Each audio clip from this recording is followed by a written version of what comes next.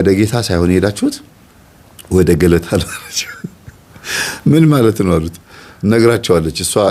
እሷ ስለ ቤተሰቦቿ ምናምን አንዳንዴ ባዕድ አምልኮ ያመልኩ እንደነበረ ከዛ በኋላ ጌታ ሳበን ብለው እንዴት ሄደው ይካድሙ እንደነበር ምናምን ያንዳው ነገር ነግረዋለች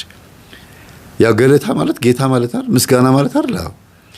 እንግዲህ በፊት አዳልሙቴን ታመልኩ እንደነበረ ነግራኛለች አዳልሙቴን የሚያመልኩ ቤተሰቦች ደግሞ ጴንጤ መሆን እድላቸው 99% ነው አላቸው እንዴት አሉት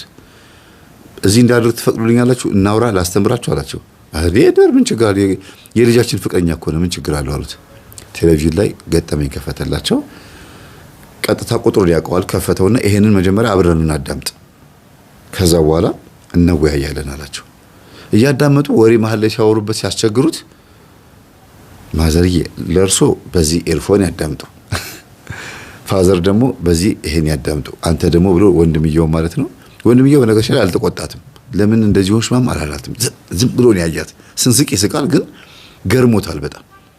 ለምን እንደሆነ በኋላ ተሰማላችሁ ለምን እንደዛ እንደተደነቀ ምንም እንደ ታላቅ ወንድም መቆጣት ነበረበት ምክንያቱም ሁሉንም ጴንጤ ያደረጋቸው ደግሞ እሱ ነው ገርሞት ነው የሚያያት የነበረውና ላንተ ደግሞ እንካ በዚህኛው ስልክ አዳምጥ ብሎ ሰጠው ከዛ ለምን እንደው እንደዚህ ያረከው አሉት አይ ሁላችሁም ለየራሳችሁን ማዳመጥ ያለባችሁ አንድ ላይ እየሰማችሁ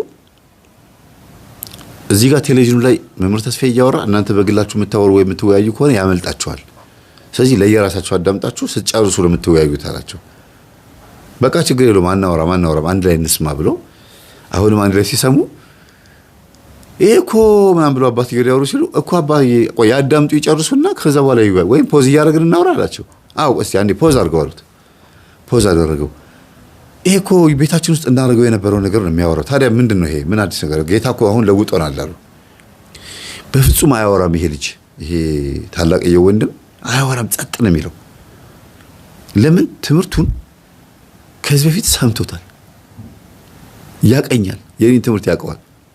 ይሄ ልጅ ደግሞ የኔን ትምህርት እንደሚያዳምጥ ሲያቅ በጣም ነው ደስ ያለው ለምን እህቱ ችግር አለባት ከእህቱ ጋርም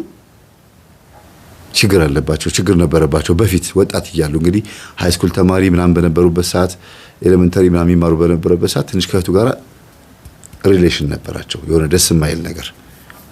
ያ ነገር አስደንግጦታል እንደሚጋለጥና እንደሚዋረድ ውስጡ ነግሮታል ደንግጧል ዝም ብሎ አያየና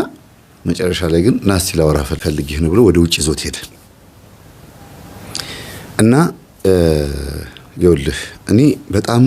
ኃይለኛ ሰው ነኝ ነብር ነኝ ግን ለምን መሰለህ ስክን ብዬ ማናገራለሁ